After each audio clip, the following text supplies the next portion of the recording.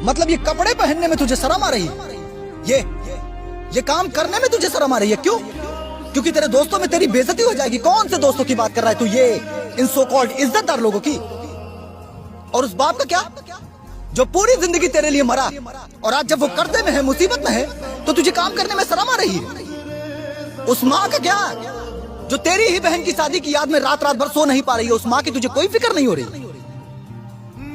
तुझे देख कर ना मुझे एक लड़के की कहानी याद आती है जो बिल्कुल तेरी ही तरह था, इज्जत वाला।